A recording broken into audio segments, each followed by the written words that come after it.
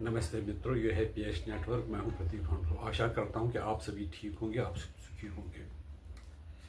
किसी मित्र ने, जो मेरे फेसबुक पे मित्र हैं या यूट्यूब पे फॉलोवर हैं, उन्होंने मुझे कहा कि आपने लिखा है कि my thoughts about Indian politics. इस संबंध में मैं कहूँ कि मेरे कोई भी थॉट्स हो, मेरी कुछ भी थिंकिंग हो, तो चलेगा तो वही जो नेता करेंगे, जो आम जनता कहेगी।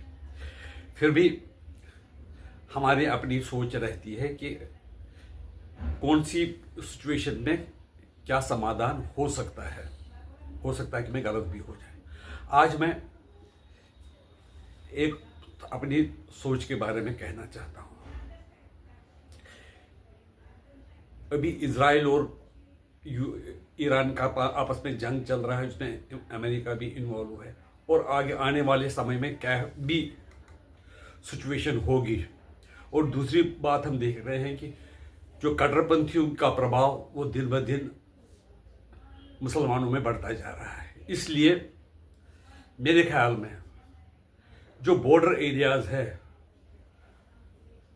उन पे जो सतर्कता, और जो खासकर Bangladesh border, Pakistan border, Bangladesh border, और जो बिहार और उत्तर प्रदेश में है, और नेपाल बॉर्डर, उस पर चौकसी बढ़नी चाहिए। इस सिलसिले मुझे लग रहा है कि मोदी जी ने एक अच्छा कदम उठाया कि उन्होंने बिहार के भी गवर्नर, एक मिस्टर जनरल हुसनैन को गवर्नर अपॉइंट किया,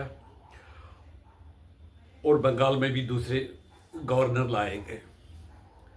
शायद वो ये चाहते हैं कि जो एरिया, बॉर्डर एरिया है भारत का, जो बांग्लादेश से मिलता हुआ है या नेपाल से मिलता हुआ है, उसमें उसको वेस्ट बंगाल और बिहार से अलग करके और नेपाल से अलग करके एक केंद्र शासित प्रदेश बनाया जाए। ये मेरी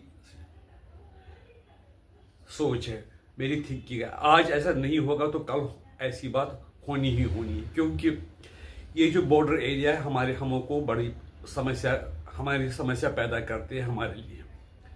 आप देख रहे हैं कि शर्जिल इमाम ने कुछ साल पहले स्टेटमेंट दिया था कि हमने नॉर्थ ईस्ट आसाम में जो हमारा चिकन नेक है वहां पर पत्थर वगैरह रखने, ताकि जिसको महीने लग जाएं, और इस तरह से हम आसाम को बाकी हिंदुस्तान से अलग करेंगे। यानी कि ये कहीं पर सोच चल रही है, ये थिंकिंग कहीं पर है। और ये बयान आपने पिछले बार भी, आपने जो यूनियन सरकार के जो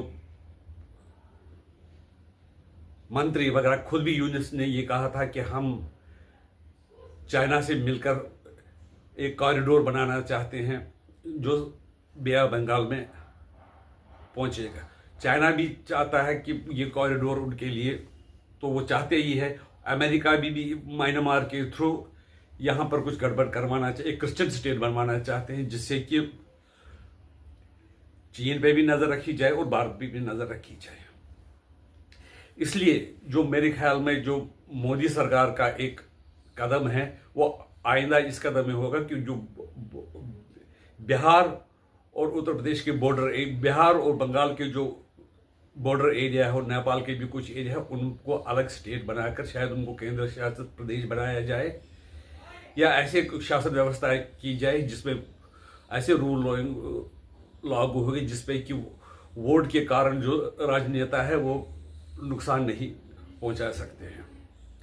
इस सिलसिले में आप देख रहे हैं कि लद्दाख के लिए भी, लद्दाख भी एक बॉर्डर एरिया है, उसमें भी एक नए लेफ्टिनेंट गवर्नर को अपॉइंट किया गया। वो भी बड़े, लद्दाख को फेस लिफ्ट की ज़रूरत है, वहाँ पर एम्प्लॉयमेंट की ज़रूरत, ताकि जो यूथ वगैरह है और वहाँ के आम लोगों की ज़िंदगी में और सुधार हो सके। अगर ऐसी स्थिति पहुंच गई, जैसे कि आप देख रहे हैं कि ये जो कट्टरपंथी भूखे रहेंगे, लेकिन ये मदरसे बनाएगी जहां पर ऐसी शिक्षा दी जाएगी कि ऐसे एरियाज, कुछ एरियाज हिंदुस्तान में जो गजवाए हिंद का प्रोग्राम उनका है, उसको सफल बनाने का वो प्रयास किया। कई संस्थाओं ने ये भी कहा कि 2047 में हमने हिंदुस्तान को एक मुस्लिम राष्ट्र बनाना है। इस सिलसिले में तो मोदी सरकार अगर रही, बीजेपी अगर रही स्ट्रांग, बीजेपी की भी अगर स्ट्रांग समझदार सरकार में प्रधानमंत्री बड़े समझदार रहे, तो क्या होगा कि उनकी जो